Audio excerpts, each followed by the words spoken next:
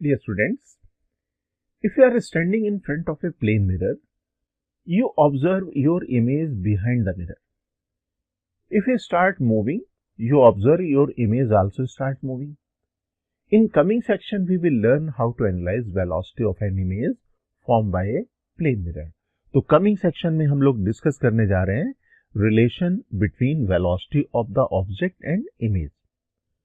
Suppose आप एक plane mirror लेते हो, this is the plane mirror. Plane mirror के पैरेलल जो प्लेन है उसको सपोज आप YZ प्लेन कह रहे हो और प्लेन मिरर के परपेंडिकुलर डायरेक्शन को आप X डायरेक्शन रिप्रेजेंट कर रहे हो। अब आप एक ऑब्जेक्ट लेते हो, वो ऑब्जेक्ट, और उसको मिरर के सामने रख देते हो। सपोज आपने यहाँ पे रख दिया ऑब्जेक्ट को, और इस ऑब्जेक्ट के कोऑर्डिनेट XYZ कोऑर्डिनेट आपने यहाँ पे XOM, YOM और ZOM लिख दिए। That means XYZ components of the object with respect to mirror. अब ऑब्जेक्ट आप अगर मिरर के सामने रखोगे तो सर्टेनली इमेज जो फॉर्म होगा मिरर के पीछे फॉर्म होगा और उतनी ही डिस्टेंस पे फॉर्म होगा। तो ये हमारे पास इमेज हो गया। इसका कोऑर्डिनेट हम लोगों ने लिख लिया XIM, -XIM, YIM और ZIM। This is the image coordinate.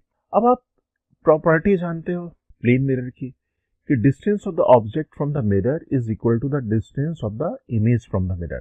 तो जितनी डिस्टेंस यहाँ पे होगी उतनी डिस्टेंस यहाँ पे इमेज की भी होगी। तो आप यहाँ पे लिख सकते हो XIM is equal to minus of XOM।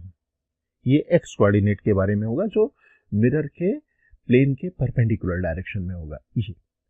और मिरर के प्लेन के पैरेलल जो भी कोऑर्डिनेट्स होंगे उनमें कोई चेंजेस नहीं आएगा। तो हम लोग यहाँ पे लिख सकते हैं YIM is equal to YOM और ZIM is equal to ZOM। आप ऐसा लिख सकते हैं। अब हम लोग वेलोसिटी की बात करें।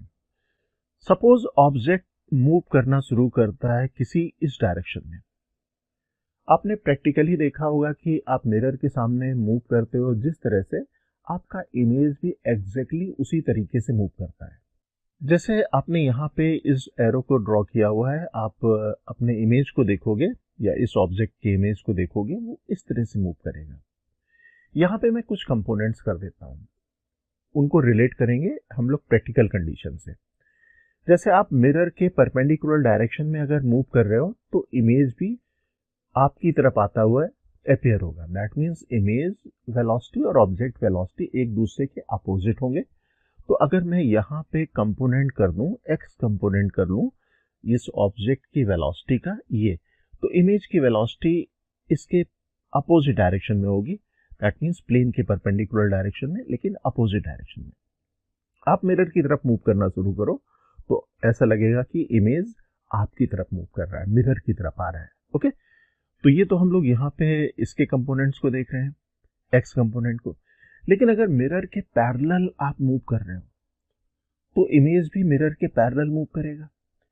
Velocity of the object parallel to the plane of the mirror and velocity of the image parallel to the plane of the mirror will be same. तो अगर आप यहाँ पे वेलोसिटी का कंपोनेंट बनाओ प्लेन के पैरेलल, जैसे मैंने यहाँ पे Y कंपोनेंट बनाया, तो इमेज का भी Y कंपोनेंट एग्जैक्टली उसी तरीके से होगा। Z कंपोनेंट भी जो होगा वेलोसिटी का वो प्लेन के परपेंडिकुलर होगा और एग्जैक्टली उसी तरह से होगा जैसे आप मूव करोगे प्लेन ऑफ द मिरर के पैरेलल। तो अगर आप इसे मैथमेटिकली रिप्रेजेंट करना चाह रहे हो तो डिफरेंशिएट कर देते हैं। टाइम के रिस्पेक्ट में पोजीशन को डिफरेंशिएट करेंगे तो वेलोसिटी आएगी।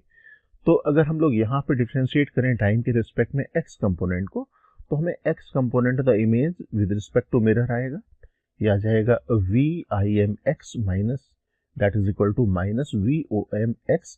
और Y कंपोनेंट और Z कंपोनेंट वेलोसिटी हमेशा ऑब्जेक्ट की वेलोसिटी और इमेज की वेलोसिटी सेम रहेगा। ओके, आपने इसको प्रैक्टिकली भी देखा होगा, ऑब्जर्व भी किया होगा। अब मैं ये जो मैंने लिखी हुई है वेलोसिटीज को मैं यहाँ पे मार्क कर लेता हूँ, ये लिख लेता हूँ। ये X कंपोनेंट, Y कंपोनेंट और Z कंपोनेंट मैंने यहाँ पे लिख लिया। अब यहाँ पे मैं Y और Z कंपोनेंट की बात नहीं करूँगा। हम लोग इसके बारे में एकदम जनरलाइज स्टेटमेंट ले लें कि अगर कोई ऑब्जेक्ट मिरर के प्लेन के पैरेलल मूव कर रहा है तो इमेज की वेलोसिटी और ऑब्जेक्ट की वेलोसिटी मैग्नीट्यूड वाइज और डायरेक्शन वाइज सेम रहेगी।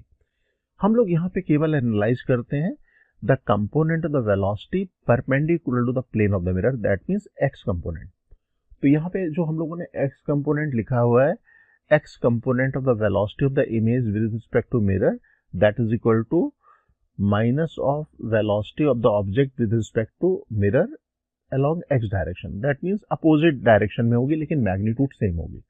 इसको हम लोग लिख सकते हैं, अगर वेक्टर फॉर्म में अगर हम लोग इसको लिखना चाहें तो ये हमारे पास हो जाएगा velocity of the image minus velocity of the mirror. ये वेलोसिटी ऑफ द इमेज और velocity of the mirror ground के रिस्पेक्ट में होगा, तो इसको मैं इस तरह से लिख देता हूँ।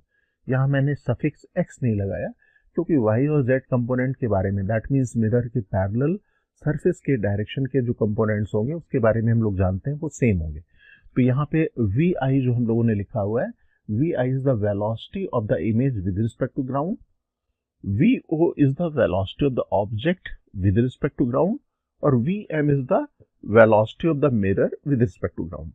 लेकिन अगर मिरर रेस्ट में है तो vm इज इक्वल टू 0 रख देंगे और उस कंडीशन में हमारे पास एक सिंपल स्टेटमेंट आ जाएगा, vi is equal to minus vo। Okay, vector form में हम लोग यहाँ पे लिख रहे हैं। अब हम लोग यहाँ पे कुछ इंपॉर्टेंट पॉइंट डिस्कस कर लेते हैं। हम लोगों ने यहाँ पे जो भी लर्न किया कि अगर हम लोग velocity of the object mirror के प्लेन के परपेंडिकुलर डायरेक्शन में करेंगे तो वेलोसिटी ऑफ द इमेज भी मिरर के प्लेन के परपेंडिकुलर डायरेक्शन में होगी और एक दूसरे के अपोजिट होगी। यहाँ पे वेलोसिटी की बात अगर मैं कर रहा हूँ तो relative velocity with respect to mirror के बारे में बात कर रहा हूँ। अगर मैं नॉर्मल डायरेक्शन की बात करूँ मिरर के तो हमारे पास स्टेटमेंट हो जाएगा relative velocity of the image with respect to mirror equal to relative velocity of the object with respect to mirror.